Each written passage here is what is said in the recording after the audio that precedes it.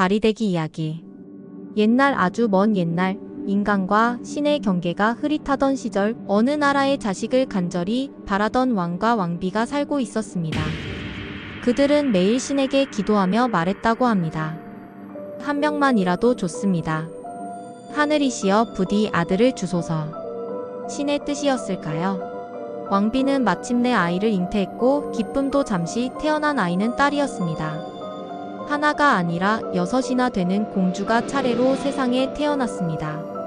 왕과 왕비는 실망했습니다. 나라를 이을 아들이 없다는 현실이 그들의 마음을 점점 딱딱하게 굳혀갔습니다. 그러던 어느 날 왕비는 7째 아이를 낳았습니다. 하지만 또 딸이었습니다. 왕은 차가운 목소리로 말했습니다. 이 아이는 우리 아이가 아니다. 저주받은 듯 이토록 딸만 줄 수 있다니 버려라.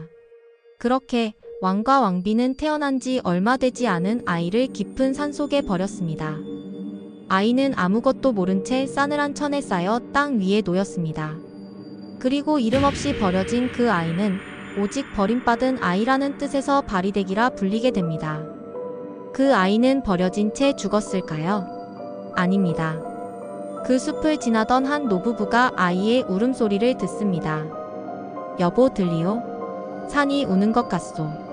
그들은 아이를 품에 안고 산의 정령에게 기도하며 길은 끝에 바리는 씩씩하고 아름다운 소녀로 자라났습니다. 바리는 늘 자기가 어디에서 왔는지 궁금했지만 노부부는 말해주지 않았습니다. 대신 이렇게 말하곤 했지요. 넌 하늘이 우리에게 내려준 복이란다. 절대 버려진 아이가 아니란다. 그러던 어느 날 바리는 꿈속에서 거대한 검은 구름을 보았습니다. 구름 안에는 기침 소리와 신음소리, 그리고 자신을 부르는 희미한 목소리가 섞여 있었습니다. 한편 그녀의 친부인 왕은 병에 걸려 죽음의 문턱에 이르게 됩니다. 명의를 불러도 제사를 지내도 소용없었습니다. 마침내 신관이 말합니다. 폐하를 살릴 방법은 단 하나뿐 당신이 버린 그 7번째 딸. 오직 그 아이만이 생명수를 구해올 수 있습니다. 왕은 피를 토하며 자리를 털고 일어나 외칩니다. 그 아이를 찾으라. 제발 제발. 바리는 마침내 자신이 왕의 딸이었다는 사실을 듣게 됩니다. 울지 않았습니다. 대신 오래도록 아무 말도 하지 않았지요. 그녀는 자신을 찾으러 온 궁인에게 묻습니다. 그들은 날 찾은 이유가 절 원해서인가요? 아니면 필요해서인가요? 궁인은 대답하지 못합니다. 하지만 바리는 노부모에게 마지막 인사를 남기고 험난한 여정을 떠나기로 결심합니다. 바리는 저승으로 향하는 길, 서천 꽃밭으로 발걸음을 옮깁니다. 그 길은 인간이 갈 수 없는 길. 강을 7번 건너야 하고 망자의 혼이 떠도는 숲을 지나야 하며 살아있는 자를 꺼리는 저승신들의 시험을 견뎌야 했습니다. 첫 번째 강은 망각의 강이었습니다.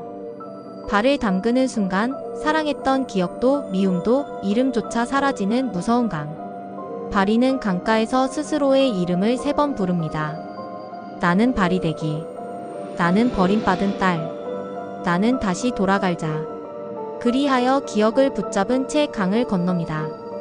두 번째 강은 공포의 강, 세 번째는 죽음의 강, 네 번째는 절망의 강, 다섯 번째는 불의 강, 여섯 번째는 고독의 강, 마지막은 자아를 버리는 강이었습니다. 바리는 그 모든 강을 온몸이 상처투성이가 되면서도 건넙니다. 때로는 혼자 때로는 지나가는 홀령과 이야기하며 그러다 마침내 그녀는 서천 꽃밭에 도달합니다. 서천 꽃밭은 지상에서 가장 아름다운 곳이었지만 생명수를 얻는 대가는 가혹했습니다. 그곳의 수호령은 말했습니다. 너는 살아있는 자. 생명수를 가져가려면 너희 목숨을 대신 두고 가야 한다. 바리는 고개를 끄덕였습니다. 제 목숨으로 아버지를 살릴 수 있다면 주십시오. 제발. 그 순간 꽃잎이 바람을 타고 날아오르고 하늘에서 빛이 쏟아졌습니다. 수호령은 생명수를 담은 병을 건네주며 마지막으로 말했습니다. 넌 이승의 길에서 죽었지만 저승의 여왕으로 다시 태어날 것이다. 바리는 생명수를 들고 마지막 힘을 다해 돌아옵니다. 아버지 앞에 도착한 그녀는 마지막 숨을 토하며 병을 건넵니다. 왕은 병을 마시고 일어납니다. 그리고 무릎 꿇고 흐느낍니다. 바리야, 내 딸 안에 어리석음이 너를 이리 만들었구나.